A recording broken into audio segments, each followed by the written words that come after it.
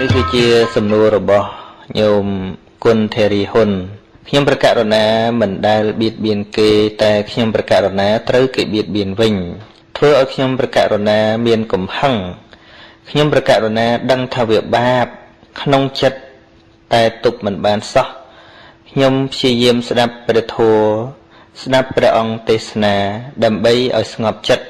តែធ្វើបានតែមួយគ្រាប៉ុណ្ណោះ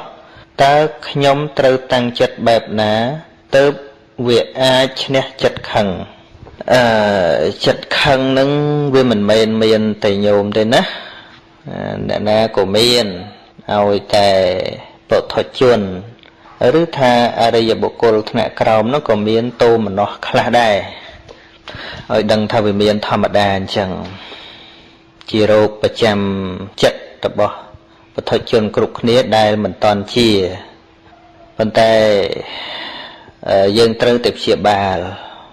ទោះបីជាវាជារោគរ៉ាំរ៉ៃយ៉ាងណាក៏នៅតែត្រូវព្យាបាលហើយញោមលើកនឹងត្រូវហើយ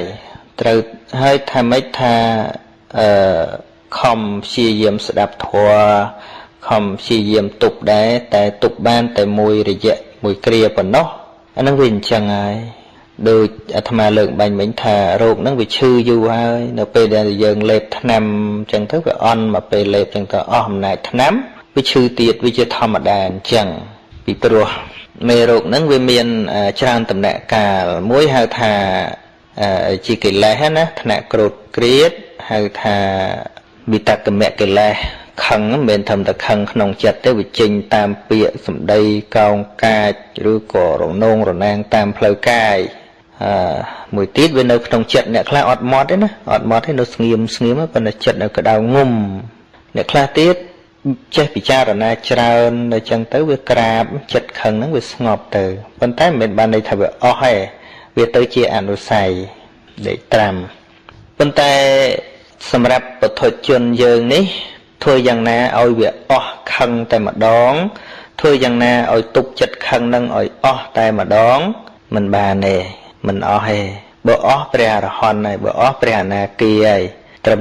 សកតាសោតាមកចុះពុទ្ធជននឹងអត់អស់ទេពូជទោសៈនឹងដល់ទៅអនាគីឡើងលើរហូតដល់ព្រះអរហន្តបានអស់អញ្ចឹងបើវាមិនអស់វានៅកើតអត់ថាវានៅតែកើតវាកាន់តែខុសគ្នាទាំងថាទោសៈ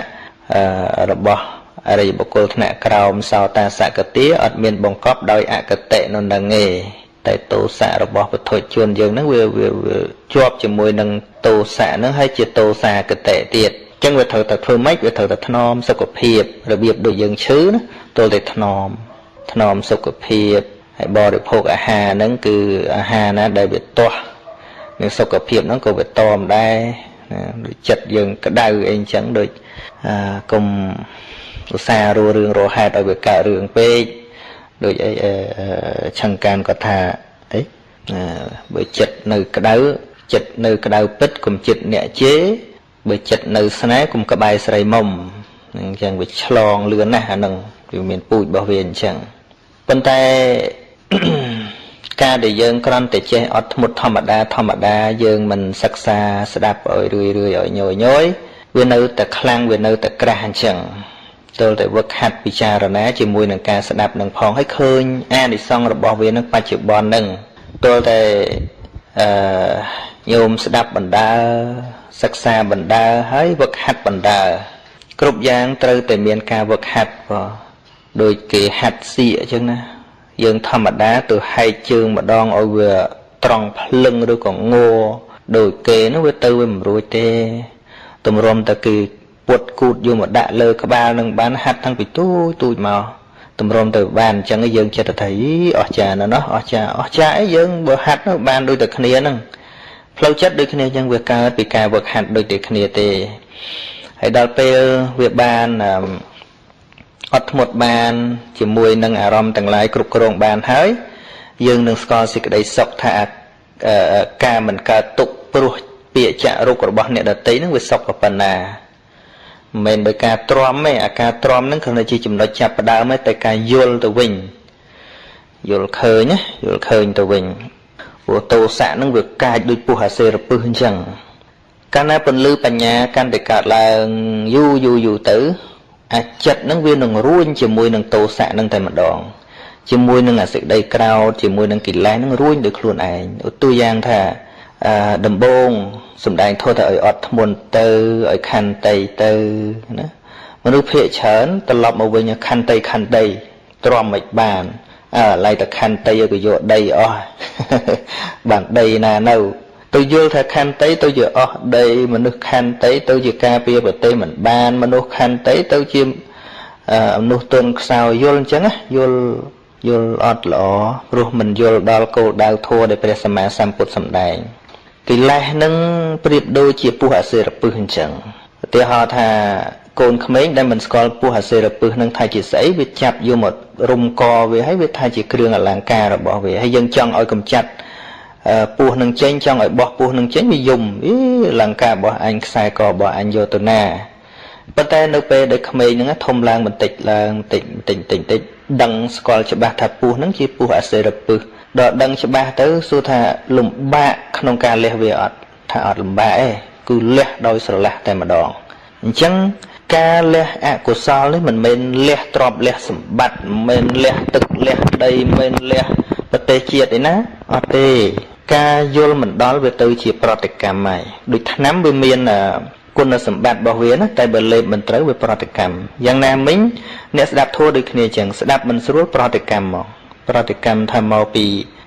រហូតដល់យើងចាត់ទុកថាអ្នកដែលកាន់ធម៌ពុទ្ធនឹងជាមនុស្សទន់ខ្សោយហើយ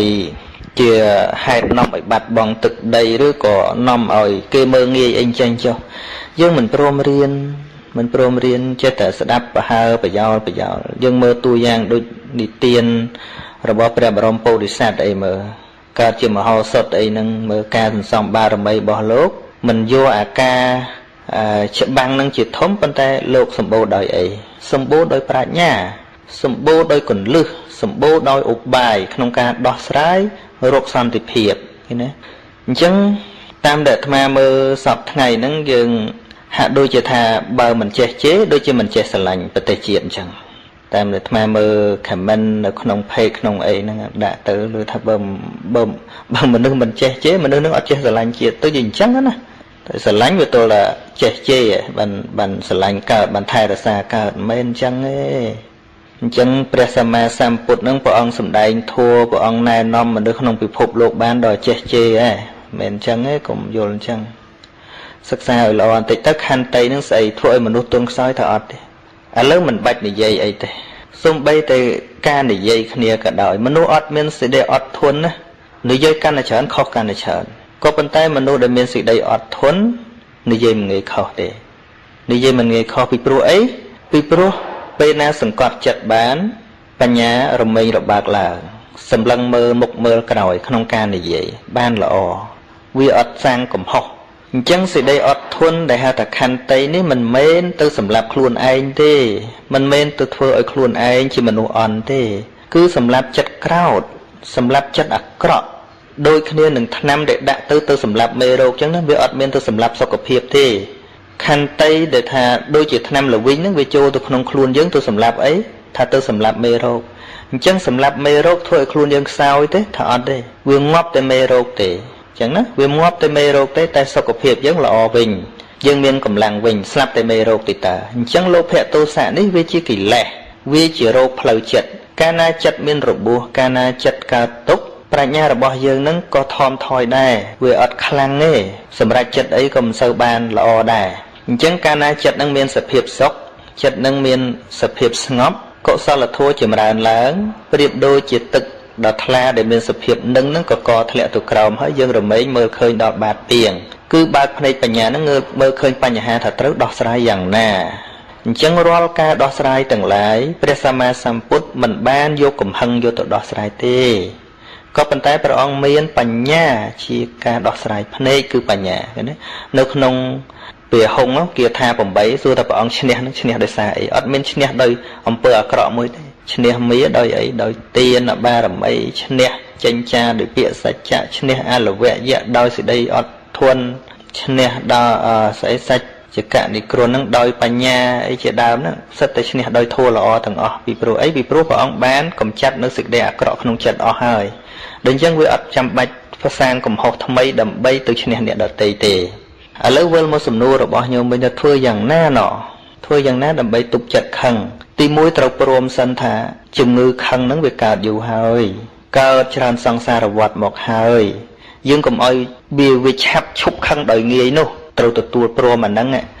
បើញោមជាងកាលមិនចង់ខឹងជាងកាលខឹងគេហើយជេរគេហើយដល់ឲ្យតូចចិត្តខ្លួនឯងទៀតមិនគួរអញ្ចឹងសោះអាហ្នឹងក៏ជារោគមួយទៀតដែរទី1ត្រូវយល់ថារោគហ្នឹងកើតយូរហើយអញ្ចឹងជាមួយនឹងរោគដែលវាកើតយូរហើយញោមត្រូវព្យាយាមរឿយដូចកើតរបេងអញ្ចឹងរបេងមិនមែនរោគឈឺមួយផ្លេតទេវាឈឺយូរអញ្ចឹងជាមួយនឹងរោគដែលឈឺយូរគឺត្រូវព្យាបាលយូរដែរហើយព្យាបាលហ្នឹងជាប់លាប់ទៀតមិនអាចដាច់បានទេយ៉ាងណាមិញការព្យាយាមអប់រំចិត្តរបស់យើងហ្នឹងណាដំបូងឡើយគឺពិបាកណាពិបាកញោមត្រូវដឹងថាដូចលេបថ្នាំលបែងជាដើមមិនមែនជារឿងស្រួលទេឲ្យតែរបៀបរោគរ៉ាំរ៉ៃមិនមែនស្រួលទេតែដល់ទៅវាជាតិគឺយើងនឹងបានសុខភាពល្អទ្រាំមិនបានអានឹងដាច់កដាលទីវានឹងលប់លើដើមយ៉ាងណាមិញការប្រតិបត្តិធម៌ក៏ដូចគ្នាចឹងដែរព្យាយាមដឹងឲ្យស្គាល់ថាស្អីជាកិលេសស្អីជាបាបអកុសលយូរទៅញោមនឹងឃើញអានិសង្សសុខនៅបច្ចុប្បន្នហ្នឹងណាវាមិនចាំបាច់ទៅអនាគតទេហើយមិនមែនបានន័យថាកំចាត់បងនៅសេចក្តីខឹងក្រោធហើយយើងនឹងវាទៅជាមនុស្សសងំសុខម្នាក់ឯងមិនមែនទេអញ្ចឹងព្រះអរហន្តដែលលោកអស់ការខឹងក្រោធហ្នឹងមនុស្សសងំសុខអស់ហើយមិនមែនអញ្ចឹងណាយើងយល់តែមួយចំហៀងប្រៀបធៀបទាំងចិត្តយើងណាអាហ្នឹងមិនយើងជាតេឌីលគេបើព្រះសម្មាសម្ពុទ្ធអស់ខឹងអស់ក្រោធអស់លោភអស់លន់ហើយព្រះអង្គសងំសុខយើងមិនបានស្ដាប់ធម៌ទេព្រះអង្គនិព្វានបាត់ហើយប៉ុន្តែសេចក្តីករុណាកើតឡើងករុណានឹងគិតពីសេចក្តីទុក្ខរបស់គេឃើញទេនឹងទៅព្រមឲ្យខ្លួនឯងលំបាកអាព្រមឲ្យខ្លួនឯងលំបាកនេះមិនមែនជាកិលេសទេដោយសារមាននៅករុណាធ្វើអំពើជាប្រយោជន៍ដល់អ្នកដទៃជាមួយរឿងប្រទេសជាតិអីក៏ដូចគ្នានោះព្រះអង្គព្យាយាមសម្ដែងធម៌សម្រាប់អប់រំបរិជាសម្រាប់មន្ត្រីសម្រាប់ស្អីហ្នឹងសួរថាព្រះអង្គជាអ្នកគ្រប់គ្រងទេថាអត់ទេប៉ុន្តែព្រះអង្គនៅតែសម្ដែងធម៌ដើម្បីប្រយោជន៍សុខដល់ប្រជាជនអញ្ចឹងម្យ៉ាងទៀតញោមត្រូវដឹងថាការដែលយើងមិនបៀតបៀនគេនឹងគឺល្អលេខ1ហើយម្យ៉ាងទៀតត្រូវគេបៀតបៀនយើងអានឹងវាជារឿងធម្មតាណាញោមយើងត្រូវសិក្សាឲ្យដល់ថាខ្ញុំមានតែបៀតបៀនគេណាមិនក៏គេមកបៀតបៀនខ្ញុំយើងជាតែទន្ទិញទន្ទូអញ្ចឹងវាសន្សំនៅអាទុកដាក់ខ្លួនឯងយើងត្រូវប្រៀបធៀបថាបុគ្គលដ៏ល្អក្នុងលោកគ្មានពីណាល្អប្រហែលព្រះសម្មាសម្ពុទ្ធទេប៉ុន្តែសួរថាព្រះអង្គត្រូវគេបៀតបៀនអត់ព្រះអង្គត្រូវគេបៀតបៀនអត់ព្រះអង្គត្រូវគេជេរច្រើនជាងយើងទៀតនេះជាចំណុចមួយដែលធ្វើឲ្យអាត្មាអាចគ្រប់គ្រងខ្លួនឯងបានដោយសារនៅពេលដែលមានពាក្យប៉ះពាល់មកដល់អាត្មាណាអាត្មាតែងនឹកដល់តំណឹងថាបើយើងប្រៀបខ្លួនយើងទៅជាមួយព្រះសម្មាសម្ពុទ្ធវិញទៅយើងជាសម្រាមនៅទីណាហេតុអីគ្រាន់គេប៉ះពាល់យើងបន្តិចមិនបានសូម្បីព្រះសម្មាសម្ពុទ្ធណាជាអគ្គបុគ្គលក្នុងលោកត្រូវគេជេរគេប្រមាថព្រះអង្គនៅតែញញឹមដោយព្រះអង្គបានដាក់ប្រតិថាសត្វលោកល្ងងសត្វលោកមិនដឹងទៅធ្វើអំពើបែបហ្នឹងព្រះអង្គអត់មានបន្ទុះតបតទេហើយប្រសិនបើយើងលើកចិត្តឲ្យវាខ្ពស់បន្តិចណាយើងនឹង